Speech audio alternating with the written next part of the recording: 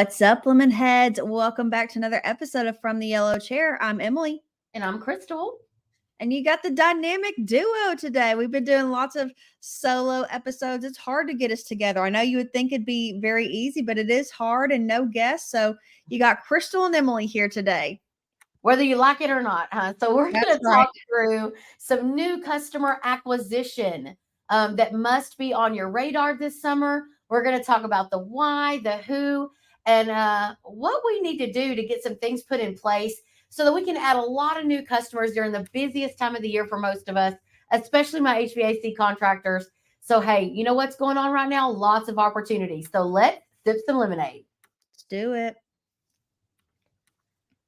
All right, Emily, I know we talk about this all the time, but what in the whole heck is new customer acquisition? I know that's a fancy way for saying, like, we got to get new people into our database. People that we've never serviced before. Right. So, and this also is like a good topic of conversation. A lot of my clients will say, well, I was out there in 1997 and I mean, we did a coil cleaning and by God, that's my customer. And I'm like, well, they came to you from a PPC ad. So they are not, they are not your customer. They came to you from a totally different place. And Like so, if they had to call someone again today, would they even remember that it was you who came out there and cleaned that coil for them? Like you still have to earn that right to be their guy, that you can still claim them as your customer. correct. And like I tell people that it's not meant to be like a challenge, right? It's more meant for people to understand, like, y'all, people do not care about us as much as we care about ourselves. Like people Right? don't care. They don't care what we do until they need us, right? So Yeah. what new customer acquisition is, how do we strategically and intentionally acquire new customers? And so a lot of times you hear us talk about our three bucket method. We're not going to talk about that a ton today, but we are going to talk about the fact that you need to be running that report as much as you can. It's like, how many new customers did I get this month and where did I get them? Because, we're always trying to earn the right customer. So when we're talking about new customer acquisition, it's 1000% going to make sure that we get the right person, right? The right customer. And so when we do that, like Emily and I, we've even been talking about that for Lemon Seed, like who is the right client? Because not everybody fits every business model. Sure. And I know that might sound so elementary that we're like, oh, we're going to talk about getting new customers. Like, duh, you got to get new customers. But sometimes I think there's so many different marketing and advertising tactics out there that sometimes I think people don't realize everything they're doing there has to be some effort in actually getting those new customers. Like I remember us talking to someone and they're like, I don't want to do anything other than focusing on maximizing Marketing Pro inside of Service Titan. And like, yes, that's great. You need to be maximizing what you're spending there and cultivating that existing customer. But the problem is those are all currently your customers. You're not getting anybody new. Oh yeah, they'll be like, "Oh yeah, I'm using Chirp," and I'm like, "Hey, Chirp's fantastic." Right. But what about like brand new people? I'm And like, so that's not really, yeah. Today I just thought, really, this is like your gentle reminder. Like we're still early enough in the summer. Like guys, like dial it up right now, man. Be the one that has capacity to service people when everybody else doesn't. Be strategic about not taking tune-ups and things like that. Be ready for those demand calls when people are like, hey, oh my gosh, it's 100 degrees and I need somebody to let me in. Also, those of you that are in climates that are like not hot yet, you know the heat is coming. So you need to be getting those tune-ups, those maintenance checks, all of that stuff out of the way right now. But what type of customer do we want to earn? So I'm going to tell you, we need to be earning the more affluent client that owns their home, that understands the importance of good service, that has the expendable income. But right now, everybody is what? Very, very service focused, right? So not everybody's like, you know what? Let me give you 20K for a new system. They'd rather give you 2,000 for can a we different. fix this thing? Yeah. So right now is definitely a time to launch repair strategy where you can really help your technicians understand, like, how do I upsell a full system replacement, not a partial system? Like, how does my technician educate the homeowner? Like, hey, I can certainly replace the AC and not the furnace, but here's what's going to happen. Now you're going to be very off, and one's going to be new, one's going to be old, the efficiency will be down, blah, blah, blah. But if your guy's like, oh, thank God, I'll just take anything I can get. So don't let us lose goal for those customers of like, hey, we're trying to acquire people that understand the value of a full system replacement. Get aggressive with your financing offers. I've seen a couple of financing offers just today with one of our clients. That's a 5.25% buy down on 12 months, no payments, no interest. Mm. Well, you know what? That gets you right on through an election, right? It'll slide us right on through November. No, for sure. But that's also another point of why we have to have so to be able to fix people to be a full system replacement versus just a fix, if you will, or just repairing it, we've got to have some lucrative offers. Either one that's going to entice them to even call you. So what is attractive to a brand new customer, or to help them go up to that higher system. Okay. So like what is kind of creative and disruptive and what is like lucrative enough to them to shift up to that top tier or to that next level or to actually get a new system versus just fixing it. It takes a little bit of creativity and intentionality there. Yeah, and not being a wimp. Like that's also Oh, important, well, I shouldn't have to give anything away during the summer. I'll tell you what, well, you sit there and do that, okay? And your biggest competition. So, I remember back in the days when McWilliams was just getting started. So, well, when I say just getting started, like when my dad really turned on marketing for the company. And I can remember thinking, like, are we giving away a whole TV? And people were calling the office and literally saying, hey, I want one of them TVs, welcome to East Texas. And I can remember being like, for real? But what it is like, man, I've already need to replace my system. That TV or that cruise or that $1,500 in a gas card, whatever little fun thing you're using, it's just an incentive to sure. go ahead and pull the trigger, right? So can anybody just be like, you know what? I don't need a system, but I do need a 65-inch TV. That's not what happens, right? So you have to have set expectations for yourself about when you're gaining these new customers. It's got to be the people that are like, man, I know I kind of needed one. Also, I know I'm kind of getting off track for just a second, but I'm good at that. I talked to a client yesterday or Friday, and they were like, man, my marketed leads are down. And I'm like, okay, so marketed leads are the hardest leads to close Mm-hmm. because normally those are what? Tire kickers, right? Like you don't already have a relationship with them. They're searching. And for They're most of shopping. at least, yes. And for at least most of my clients or our clients here at Lemon Seed, our clients are not the cheap guys. Right. So like, you're not going to win that battle, right? So somebody will install it for $300 more than they bought it for, right? A chuck in a truck, right? A Vinny in a van or whatever you want to call them. So what you have to do is, man, if you're not really good at building value from the moment that the phone rings and really grabbing that customer and being quick to the response and showing a lot of value, you're going to constantly be in a battle with marketed leads. In my opinion, if you're closing 40% of marketed leads, you got a rock star, roll with it. Because again, you're probably not going to win that battle. If they are just a shopper, a tire kicker, right? On the other side of that, it should show you the importance of maintenance club memberships Mm. because you do not want people that just start going around town to see who the cheapest guy is. Because I don't know about y'all, but I'm not in a race to the bottom. Right.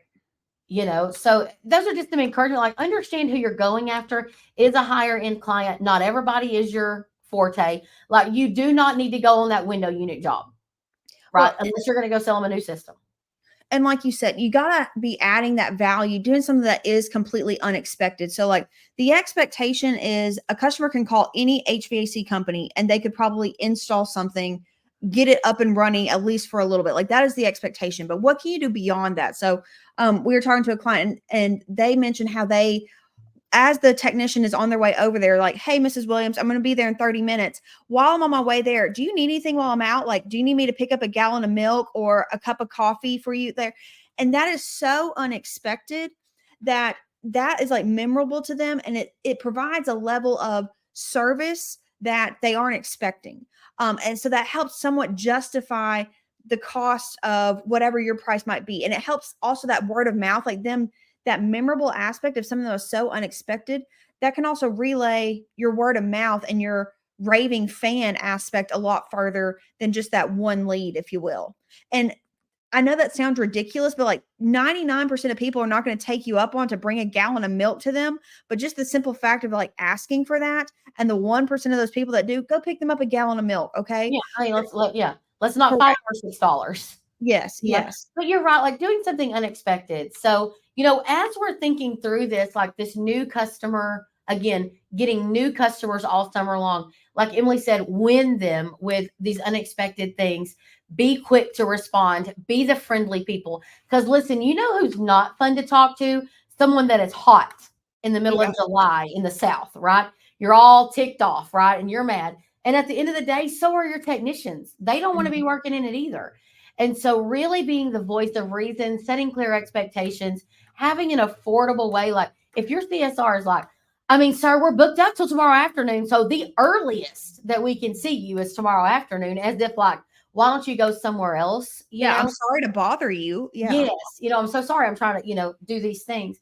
Also, on your new customer acquisition, it is the responsibility of your vendors to be providing you with solutions. Mm. So a lot of contractors will be like in full panic mode. Like, I just don't know why it's not working. Well, you pay that digital vendor, ask them why it's not working, and be open to the fact that it could be operations. I said this to Emily today. Marketing is normally always going to be the villain, but never the hero. Mm. That's Right. right. So when business is down, all of a sudden marketing sucks. Y'all are terrible. Mhm. Everybody sucks. Y'all aren't fast enough. Y'all aren't moving enough. And then when times are good, you're like, dang, my team is killing it. Right. Which all of that is true. Sometimes the marketing does suck. Sometimes you need to pivot.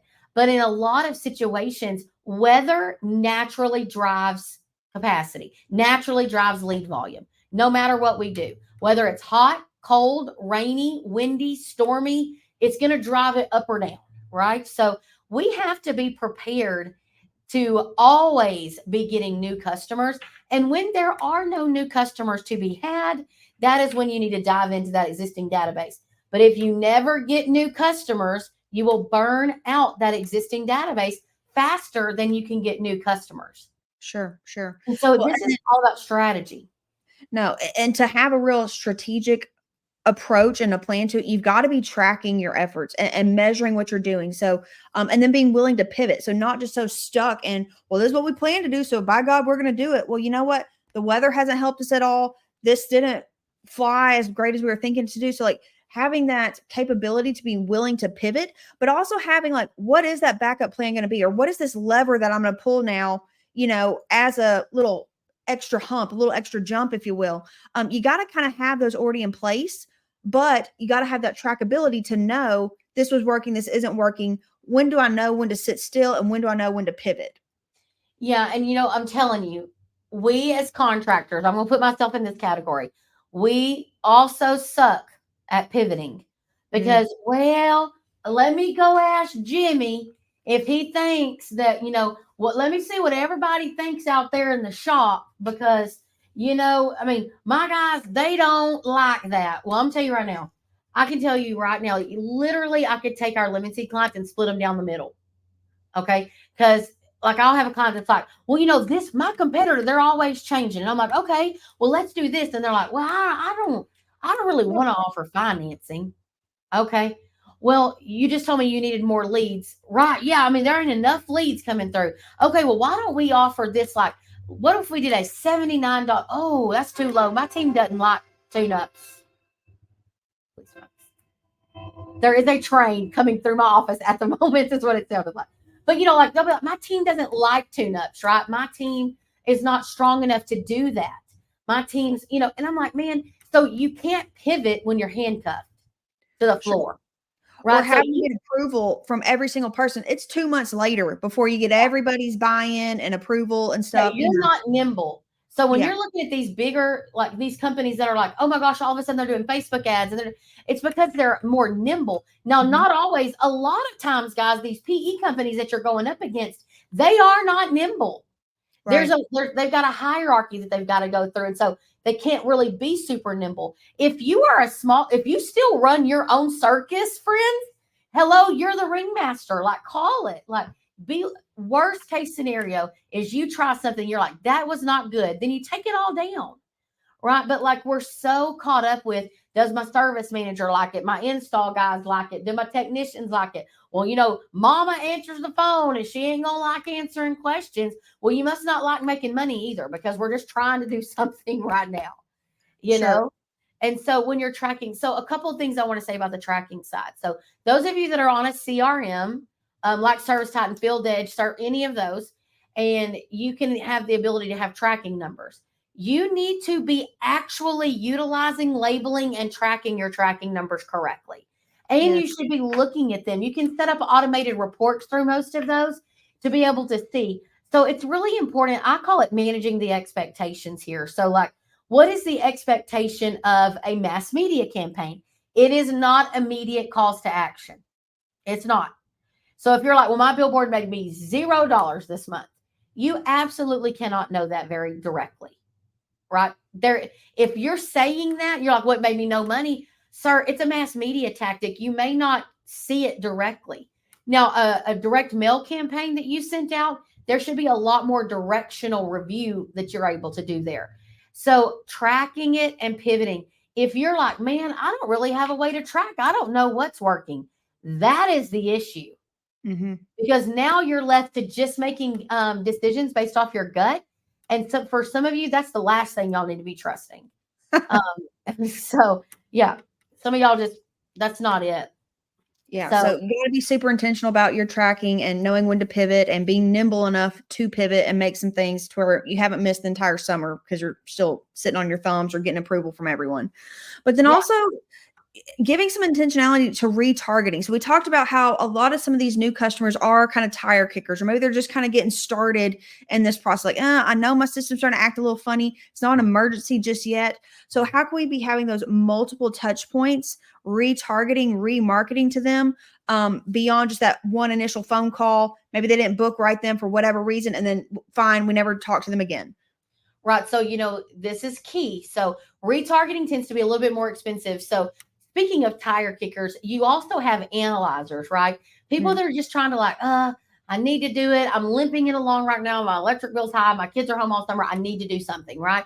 So they're visiting your website because they saw an ad. They're on your social media because that financing offer really has piqued their interest, or hello, a video testimonial really piqued their interest. I didn't realize that Jack and Susan did it. Like now, I've been needing to do it. Let me read that, right? Or you put out like 5 tips to know why your electric bill is too high, right?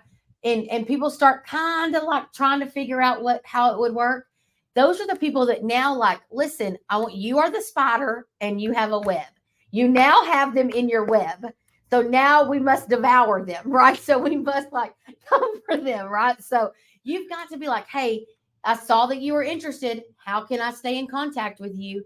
And it's kind of one of those, I call it like a little hidden gem. Now, here's when it will not work. You cannot retarget someone that you never targeted in the beginning. Okay. So if you have no ads going to drive website traffic, then there is no one to retarget because you have not targeted them originally. So this is designed for people that have pay-per-click going, maybe Facebook ads, even active on Google local service ads, good SEO, things like that. You have to have those things in place because remember, you have to have like an igniter. Something had to like send them to the site first. So now you can say, oh, these people are interested in my services. This again is great for new customer acquisition. It is not great. Well, it is fine for reaching out to your existing customers, but it's expensive to do it that way. Sure. Remember, most of you are paying like a flat fee for Marketing Pro or MailChimp or something like that.